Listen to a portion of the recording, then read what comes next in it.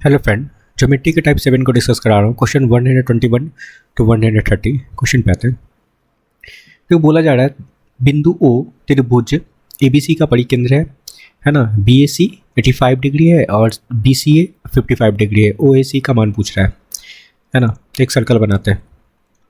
एक सर्कल है, क्लियर है। यहाँ पे आपका सेंटर है, इसके अंदर एक ट्रायंगल है फ्रेंड। एक ट्रायंगल बना लेते हैं।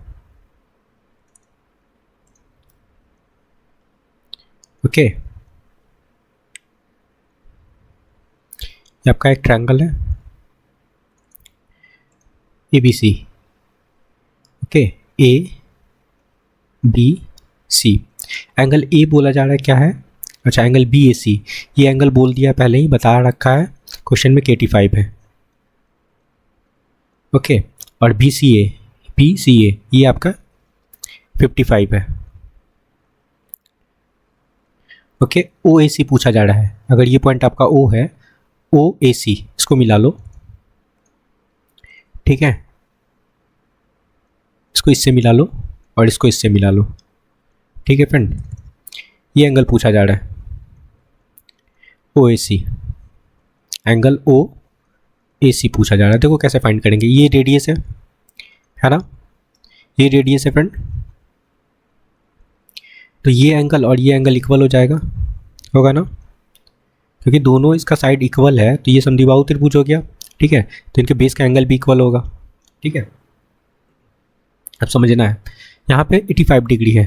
अब आपको पता होगा जो सर्कमफेरेंस पे एंगल बनता है सेंटर पर के एंगल का क्या होता है, हाफ होता है। तो ये एंगल क्या हो जाएगा, डबल हो जाएगा फ्रेंड। तो 85 का डबल कितना हो जाएगा, ओके 170। ये एंगल 170 डिग्री हो जाएगा। अब यहाँ पे देखो इस ट्रायंगल में, सॉरी ये एंगल देखो आपका 55 है। तो ये एंगल कितना हो जाएगा फ्रेंड, डबल होगा ना 55 का। तो 110 हो जाएगा ये, ठीक है। ये 110 हो गया, ओके। और ये देखो आपका कंप्लीट एक सर्कल बनेगा। अगर इसको भी मिला ले तो कंप्लीट सर्कल बनेगा। ये 170 110 कितना हो गया, 280 है ना।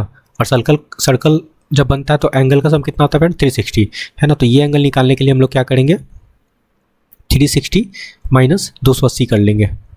280 कहाँ से आया फ्रेंड, ये 170 और प्लस 110, ठीक है। ऐड करने पे 280 हो जाएगा, तब आपका ये एंगल निकल जाएगा, ठीक है। सब्सट्रैक्ट करने पे ये वैल्यू होगा आपका 80 डिग्री, ठीक है।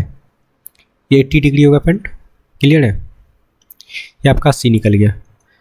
अब इस ट्रायंगल में देखो, ट्रायंगल OAC में है ना, आपका ये दो साइड्स इक्वल है। तो समद्विबाहु त्रिभुज है, ये एंगल आपका इक्वल हो जाएगा। एक एंगल आपका 80 डिग्री है, तो ये दोनों का सम कितना हो जाएगा फ्रेंड, 100 है ना, होगा, क्योंकि सम कितना होता है 180 डिग्री और दोनों एंगल इक्वल है, ठीक है। तो ये दोनों का सम 100 हो जाएगा। तो एक एंगल कितना होगा फ्रेंड, 50 डिग्री का, और ये भी 50 डिग्री का होगा, क्लियर है।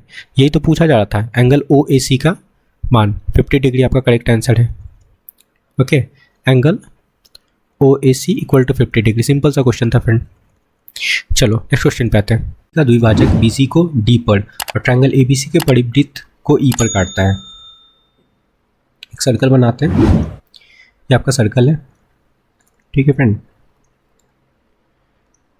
और इसमें एक ट्रायंगल बना लेते हैं ABC। ये आपका ट्रायंगल हो गया।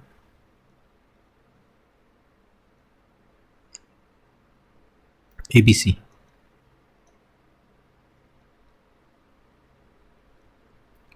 क्लियर है। यहाँ पे कोई पॉइंट परिवृत्त को E पर काटता है, यहाँ पे आपका E पॉइंट है, ठीक है। इसको भी मिला लो, ठीक है फ्रेंड। और क्या बोला जा रहा है, BC को D पर है ना, BAC का द्विभाजक, मतलब ये एंगल का जो बाइसेक्टर है फ्रेंड, ठीक है, इसका बाइसेक्टर BC को D पॉइंट पे काट रहा है। ये पॉइंट आपका D हो गया। गिवन है आपका AB आपका 3 है और AD आपका 5 है, कि AE पूछा जा रहा है, AE ओके H2 AC पूछा जा रहा है। देखो कैसे फाइंड करेंगे। अब आपका ये एंगल बाइसेक्टर फ्रेंड, तो ये दोनों एंगल इक्वल होगा, ठीक है, होगा ना। जिसको अल्फ़ा कंसीडर करते हैं इसको भी अल्फ़ा कंसीडर करते हैं। ठीक है, अब देखो इस बेस को देखना, ये कोड है ना आपका, सी कोड दिख रहा होगा, इस पे एंगल आपका एक अल्फ़ा बना हुआ है ना। तो इसी कोड पे एक और एंगल यहाँ पे देखो ये बना हुआ है, तो ये भी अल्फ़ा होगा। ठीक है, ये प्रॉपर्टी होता है फ्रेंड, सेम कोड से बना हुआ एंगल जो सरकमफ्रेंस पे बनता है वो एंगल इक्वल होता है। ये अल्फ़ा हो गया तो ये भी अल्फ़ा हो गया। अब इस कोड की बात करते हैं, है ना, बी की बात करते हैं। तो इस कोड से बना हुआ एक एंगल आपका अल्फ़ा ये है। ठीक है, इसी कोड से एक एंगल आपका ये अल्फ़ा बन जाएगा। ठीक है, ये इक्वल हो गया। ठीक है,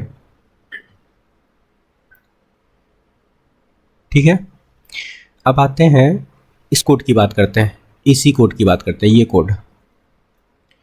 ठीक है, इससे बना हुआ एक एंगल आपको यहाँ पे दिख रहा होगा ये, और ये दोनों एंगल इक्वल होगा, तो आप इसको थीटा कंसीडर कर लो, ये भी आपका थीटा हो जाएगा। ठीक है, क्लियर है। ए ही पूछा जा रहा है, ए ही। अब देखो थीटा के बगल वाला जो साइड है वो कितना का है, 3 है, तो यहाँ थीटा के बगल वाला साइड क्या हो जाएगा, 3 हो जाएगा, मतलब ए ही आपका 3 हो गया। ठीक है, ए सी पूछा जा रहा है, ए सी। अब ए सी कैसे फाइंड करेंगे, ठीक है। अब एक चीज़ देखना, इस कोड पे बना हुआ, ए बी कोड पे बना हुआ एंगल ये, अगर ये आपका गामा है, ठीक है, इसी कोड पे बना हुआ एक एंगल आपका ये गामा होगा। अब गामा के साथ बगल वाला जो साइड है वो कितने का है, 5 है, तो यहाँ गामा के बगल वाला साइड कितना हो जाएगा 5। 3:5 आपका करेक्ट आंसर है। ठीक है, ऑप्शन 4। आई होप कि समझ में आया होगा ये क्वेश्चन। 123 नंबर क्वेश्चन देखना, बोला जा रहा है किसी त्रिभुज के परिकेंद्र, सरकम सेंटर, अंतः केंद्र, इन सेंटर, लंब केंद्र, ऑर्थो सेंटर और केंद्रिकार्ड में सेंट्रोइड एक ही बिंदु पे है, तो त्रिभुज क्या होगा। ये सारे पॉइंट एक ही होता है फ्रेंड, कौन सा ट्रायंगल में, समबाहु त्रिभुज, है ना। ओके, पता होगा सबको, इक्विलैटरल ट्रायंगल में ये सारे पॉइंट एक ही बिंदु पे होता है, तो कौन सा ऑप्शन करेक्ट होगा, ऑप्शन सेकंड। ठीक है, डी। ओके, इक्विलैटरल ट्रायंगल आपका करेक्ट आंसर है। चलो नेक्स्ट क्वेश्चन पे आते हैं। ये भी सेम क्वेश्चन है फ्रेंड, किसी समबाहु त्रिभुज ओ जी आई एच क्रमशः परिकेंद्र, केंद्रिका और अंतः केंद्र है और लंब केंद्र ऑर्थो सेंटर है फ्रेंड, तो इनमें से कौन से बिंदु एक समान होंगे। ठीक है, तो ऑप्शन थर्ड करेक्ट होगा। ये सारे पॉइंट एक ही बिंदु पे होंगे फ्रेंड, ऑर्थो सेंटर, सरकम सेंटर, इन सेंटर, ठीक है, सेंट्रोइड, सारे एक ही बिंदु पे होंगे। कब होंगे, जब ये समबाहु त्रिभुज होगा, इट मीन्स इक्विलैटरल ट्रायंगल होगा। ठीक है, तो ऑप्शन थर्ड करेक्ट होगा। चलो नेक्स्ट क्वेश्चन पे आते हैं। 125 नंबर क्वेश्चन देख समझना, देखो नीचे दी गई आकृति में ट्रायंगल पी क्यू आर के अंतर्गत एक वृत्त समाहित है ना। तो एक आप सर्कल बना लो, ठीक है, एक ट्रायंगल बनाते हैं, ट्रायंगल के एंगल अंदर आप एक सर्कल बना लो। ठीक है, इसके अंदर एक सर्कल बनाना है। ओके फ्रेंड, ये आपका सर्कल है। ओके फ्रेंड, समझना, ये यहाँ पे टच कर रहा है फ्रेंड, और एक यहाँ पे टच कर रहा है, यहाँ पे टच कर रहा है।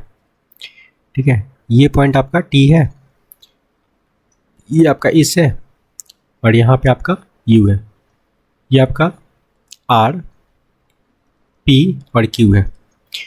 ओके, क्यू आर आपका 10 है, क्यू आर आपका 10 है, यहाँ से यहाँ तक आपका 10 है।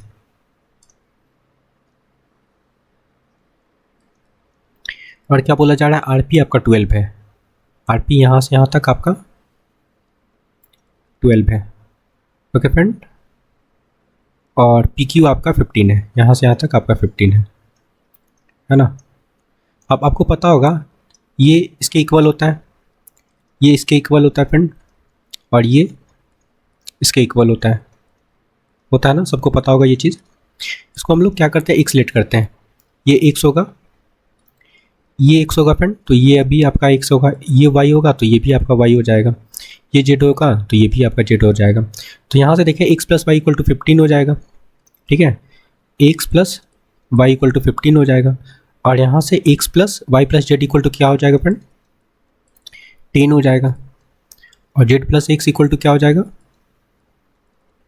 12 हो जाएगा। ठीक है, ओके फ्रेंड। तो यहाँ से x plus y plus z equal to क्या निकल जाएगा, ये दो दो बन जाएगा ना, मतलब twice of x plus y plus z equal to हो जाएगा, ऐड करने पे आपका 37। ओके, 2 से डिवाइड कर लेंगे, है ना, 2 इधर ले आओ। ठीक है, डिवाइड करने पे ये वैल्यू हो जाएगा आपका 18.5 होगा ना। यहाँ से आपको निकालना है क्या, पी एस निकालना है। पी एस मतलब क्या है, एक्स का वैल्यू, क्यू टी निकालना है, क्यू टी क्या है फ्रेंड, आपका वाई का वैल्यू, और आर यू निकालना है। आर यू कितना है फ्रेंड, आर यू जेड है, x plus y plus z निकालना है, सॉरी अलग अलग निकालना है फ्रेंड, प्लस नहीं करना है। ठीक है, तो यहाँ से एक्स का वैल्यू निकालते हैं, वाई प्लस जेड का वैल्यू पुट करते हैं यहाँ पे, है ना, ये वैल्यू पुट कर लो, तो एक्स का वैल्यू निकलेगा, मैं नीचे कर लेता हूँ।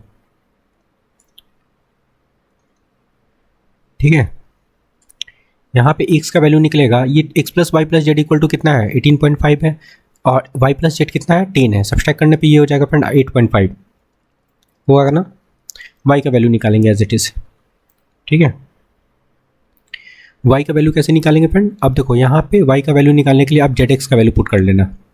ठीक है, इसमें, है ना, तो y का वैल्यू निकलेगा 18.5 से हम लोग 12 सब्सट्रैक्ट करेंगे। ठीक है, ओके फ्रेंड, 18.5 से हम लोग 12 को सब्सट्रैक्ट करेंगे, क्योंकि आपका जेड एक्स का वैल्यू जेड प्लस एक्स का वैल्यू कितना है, 12 है ना। तो ये वैल्यू होगा, सब्सट्रैक्ट करने पे ये वैल्यू निकल जाएगा आपका 6.5, है ना। अब एज इट इज जेड का वैल्यू निकालेंगे। जेड का वैल्यू निकालने के लिए आप इसमें क्या करोगे, एक्स प्लस वाई का वैल्यू पुट करोगे, है ना। एक्स प्लस वाई का वैल्यू कितना है फ्रेंड, 15। तो 18.5 से हम लोग 15 को सब्सट्रैक्ट करेंगे, तो ये वैल्यू आपका हो जाएगा 3.8, सॉरी 3.5 होगा, और यही आपका करेक्ट आंसर है फ्रेंड। ठीक है, ये देखो एक्स क्या था फ्रेंड आपका, एक्स था आपका पी एस, है ना, पी एस पूछा जा रहा था। वाई क्या था फ्रेंड आपका क्यू टी, है ना, क्यू टी पूछा जा रहा था, देखो, है ना। और आर यू क्या था, जेड था, है ना। बस ये आपका करेक्ट आंसर है, मैच कर लो। मैं यहाँ लिख भी देता हूँ, पी एस इक्वल टू आपका 8.5 निकला, और क्यू टी इक्वल टू क्या निकला friend, 6.5, and R U equal to 3.5, 8.5, 6.5 and R U 3.5, option 4 correct है। आई होप कि समझ में आया होगा ये चीज़, सिंपल सा क्वेश्चन था फ्रेंड। ओके, नेक्स्ट क्वेश्चन पे आते हैं। देखो 126 नंबर क्वेश्चन समझना, ये भी उसी टाइप का क्वेश्चन है फ्रेंड, लेकिन ये थोड़ा सा आसान है। देखो गिवन है आपका ए बी 10 है, यहाँ से यहाँ तक आपका 10 गिवन है। ठीक है, बी सी आपका 8 है, यहाँ से यहाँ तक आपका 8 गिवन है, और सी ए इक्वल टू 12 है, यहाँ से यहाँ तक आपका 12 गिवन है friend. A D into B F पूछा जा रहा है। ठीक है, ए डी निकालना, पहले आपको ये निकालना है, और उसके बाद बी एफ ये निकालना है। ठीक है, इन दोनों का प्रोडक्ट निकालना है फ्रेंड। अब ये देखो ए डी इक्वल टू क्या हो जाएगा, ए ही हो जाएगा, ये इसके इक्वल होगा फ्रेंड, होगा ना, और ये इसका इक्वल होगा। ठीक है, बस अब थोड़ा सा दिमाग लगाना है फ्रेंड। ये 12 है तो इसको हम लोग डिस्ट्रीब्यूट कर लेते हैं 7 और 5 में। ठीक है, 7 और 5 में डिस्ट्रीब्यूट करते हैं। ठीक है, समझना, इस 7 और 5 में इसको बांट लिए, 7 5 12 हो गया।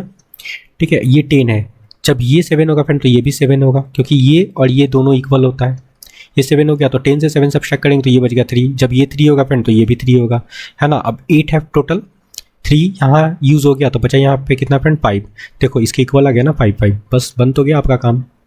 आपका ए डी निकालना है, A D into B F. A D कितना निकला है फ्रेंड आपका 7, मल्टीप्लाई बी एफ कितना है 3, 7 3 21 सेंटीमीटर आपका करेक्ट आंसर है।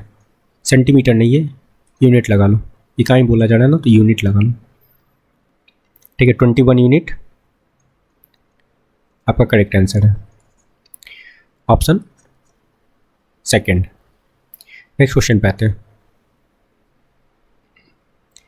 127 नंबर क्वेश्चन समझना है, ये भी सिंपल सा क्वेश्चन है friend. Triangle P Q R में ओ अंतः केंद्र है, एंगल पी इक्वल टू 42 है, क्यू ओ आर पूछा जा रहा है ना। तो एक ट्रायंगल बना लो आप।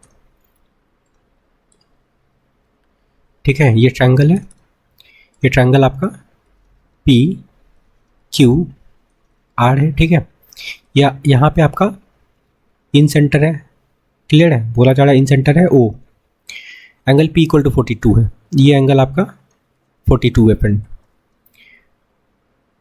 ओके, आप इसको मिला लो,